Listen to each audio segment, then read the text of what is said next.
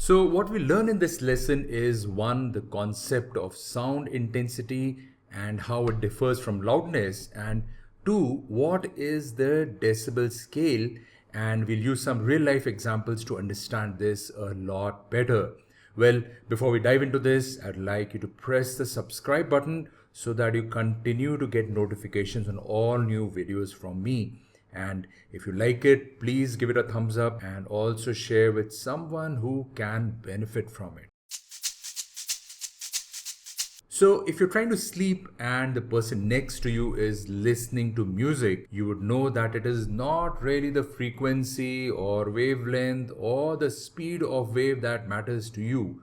What matters to you is the intensity of the sound. In fact, this is how we often describe sounds that we hear.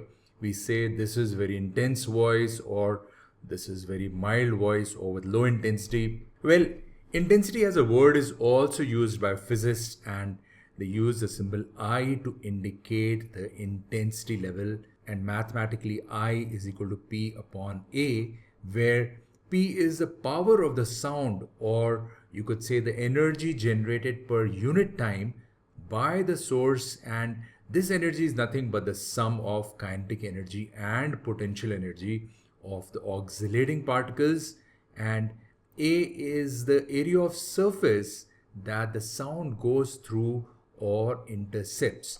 So if say a sound wave transfers 10 joules of energy in 2 seconds, so the energy transferred is equal to 10 joules in 2 seconds through an area of 4 meters square, then we can say that the intensity of the sound wave is I equal to P upon A, where P would equal to the energy transferred per second, which is 10 joules upon 2 seconds, which is 5 joules per second, and it is also called 5 watts.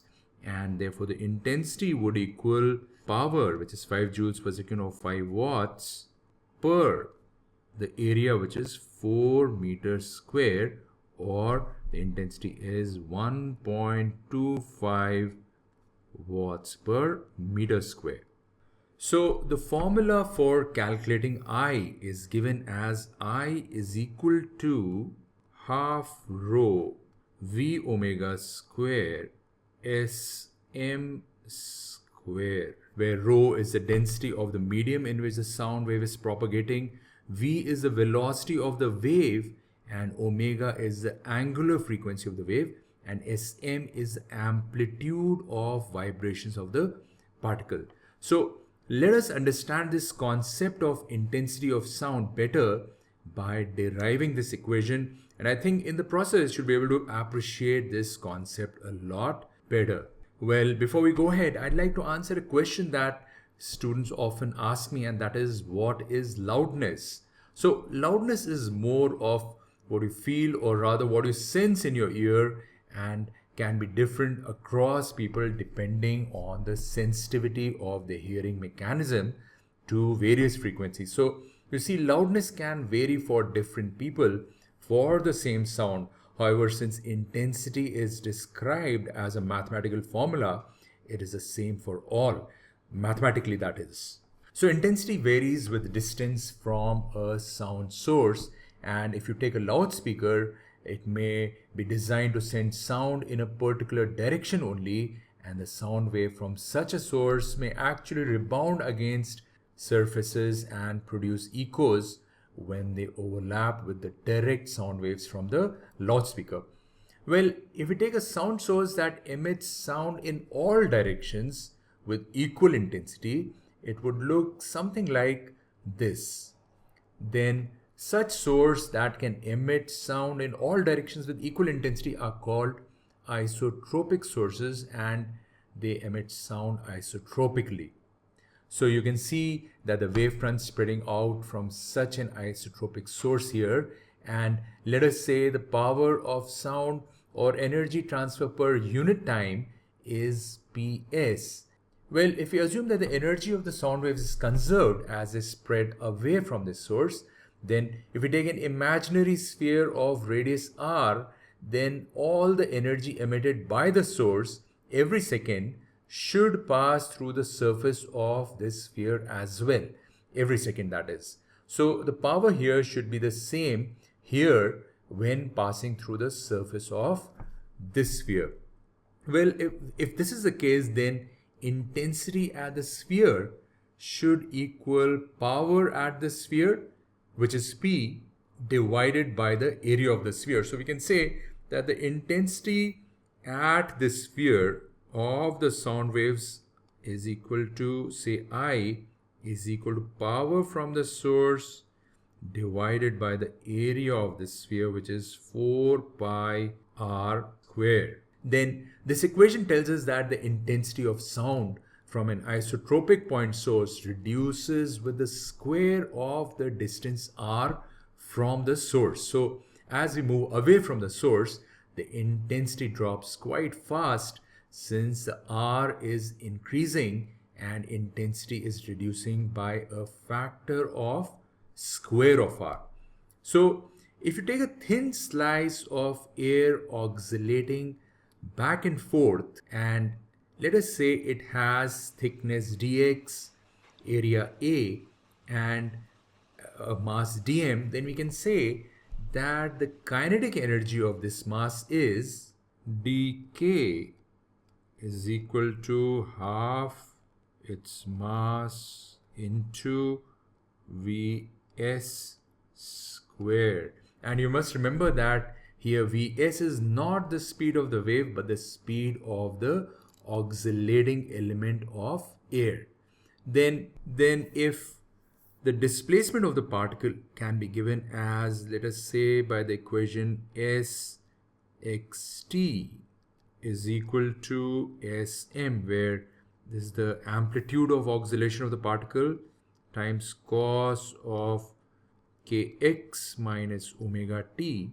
The velocity of the particle can be given as the first differential of this quantity with respect to t, keeping x constant. So we can say that Vs, or the velocity of the particle, is equal to ds upon dt. So velocity of the particle is ds upon dt.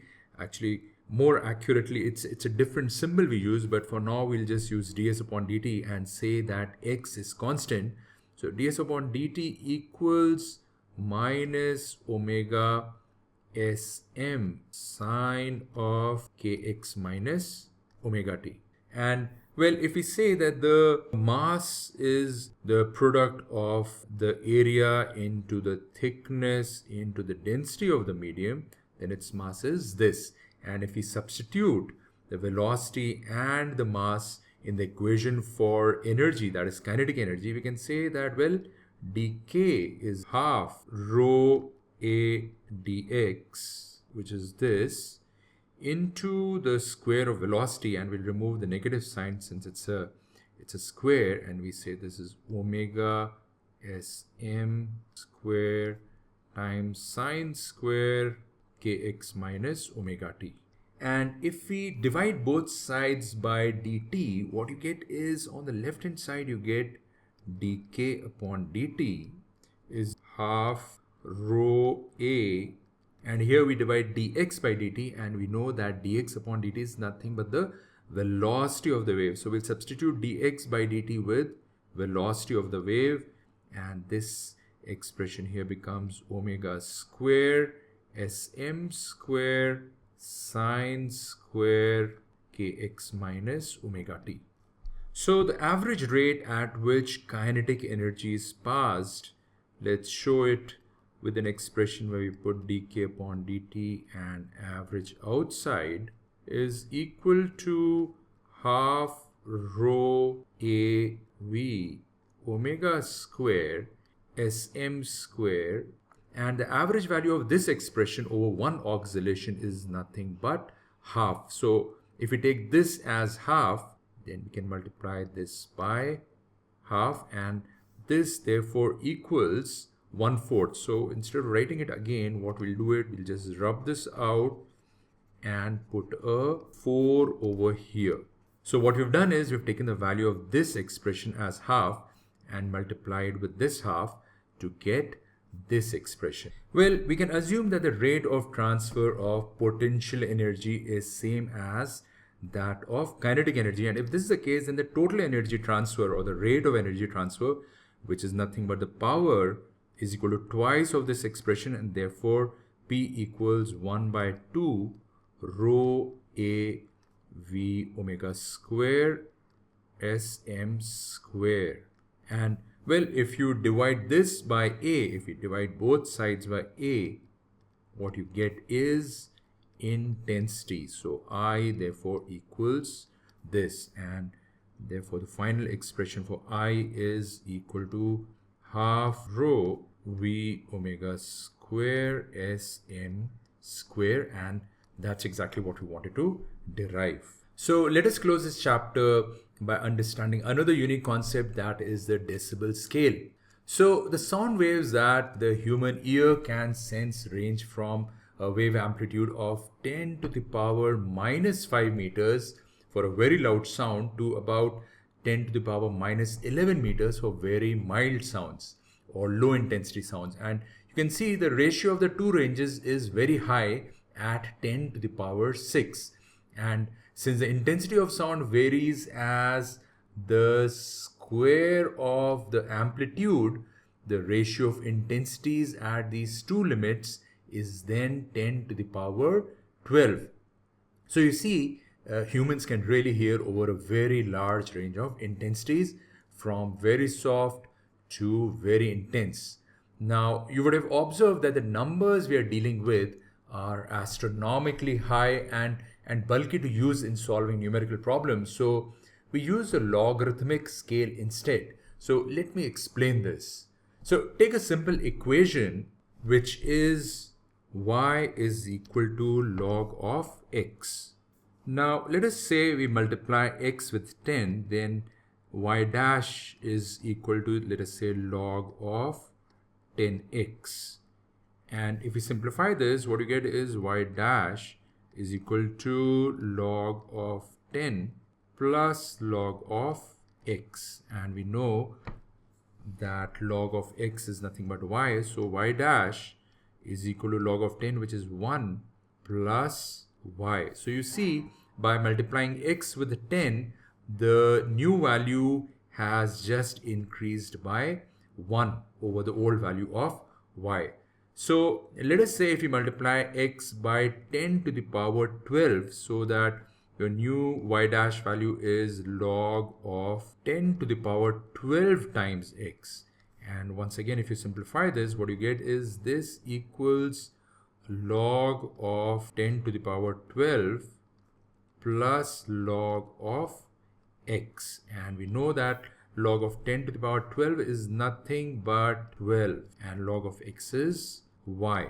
And once again, you see, even though we multiplied x with a very huge number, which is 10 to the power 12, but the final number y dash was, when we use the logarithmic scale, was just 12 more than the original number. So we can use this logarithmic scale to describe intensity of sound as well, so that instead of describing intensity I as large numbers going into trillions, we can make it a lot more convenient by handling smaller numbers. And these numbers are called sound levels or decibels, defined as beta is equal to 10 dB multiplied by log of I upon I naught. And let me explain each term and how this works. So here dB is the abbreviation for decibel, the unit of sound level, named after Alexander Graham Bell. So you can see the decibel and the bell in Graham Bell. And I naught is what we call the standard reference intensity of 10 to the power minus 12 watt per meter square. So we'll go ahead and write that I naught is equal to 10 to the power minus 12 watt per meter square, and this is a standard reference intensity. And it has been chosen because it is near the lower limit of the human range of hearing. So this is a kind of level against which we will compare the other intensities. So if you're given a source of sound that has intensity of, let us say, 10 to the power minus 11 watt per meter square, and you're asked to find what is the decibel equivalent. So we write I is equal to 10 to the power minus 11 watt per meter square, and we've been asked to find the decibel equivalent. So we'll write the decibel equivalent beta is equal to 10 times, and I'm dropping the dB here, log of I, which is given as 10 to the power minus 11 watt per meter square, divided by the standard intensity, which is 10 to the power minus 12 watt per meter square. And what you'll find is that this equals 10 times log of 10, because if you take 12 up, you get log of 10, and log of 10 is 1. So this equals 10.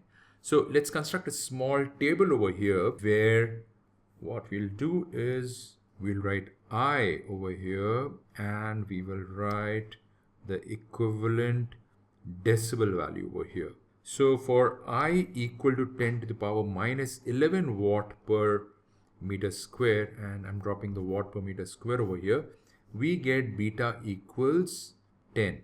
Well, if we take I is equal to 10 to the power 10 watt per meter square, what you'll find is beta equals 10 times log of 10 to the power minus 10 watt per meter square divided by 10 to the power minus 12 watt per meter square. And you'll find if you take this up, you get 10 to the power 2 over here, and therefore this equals 20. At I equal to 10 to the power minus 10 watt per meter square, beta equals 20. Likewise, if we were to take I is equal to, say, 10 to the power minus 9 watt per meter square, the value for beta, or the decibel equivalent, would be 10 log of 10 to the power minus 9 divided by 10 to the power minus 12, and you get 10 to the power 3 up here, and log of 10 to the power 3 is 3, and 3 into 10 is 30. So you get the decibel value for this intensity as 30. So let's go ahead and write at 10 to the power minus 9 watt per meter square, the decibel value is 30. So you can see that the beta increases by 10 decibel every time the sound intensity goes up by an order of factor of 10. Well, if you're given a sound source that has intensity same as a reference intensity level I0, what you get is I is equal to 10 to the power minus 12 watt per meter square, in which case beta, or the decibel equivalent, would equal to 10 log of 10 to the power minus 12 divided by 10 to the power minus 12, and we know that log of 1 is nothing but 0. So we can see that the decibel equivalent of 10 to the power minus 12 watt per meter square is 0. So we'll go ahead and write the decibel equivalent of 10 to the power minus 12 watt per meter square is 0.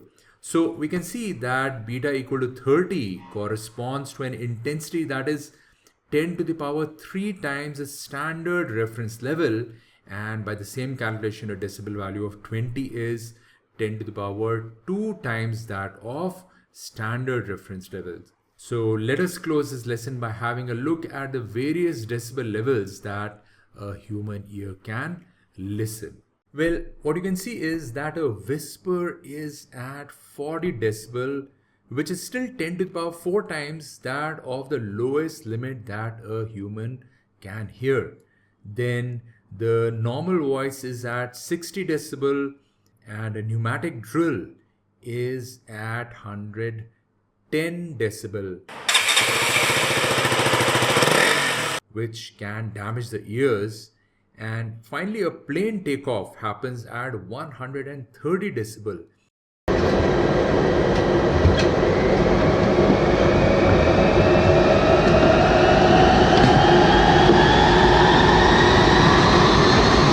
And if you are put next to the engine of a plane when it takes off, you will most likely lose your hearing permanently. So that brings us to the close of this lesson, and here is my challenge question to you.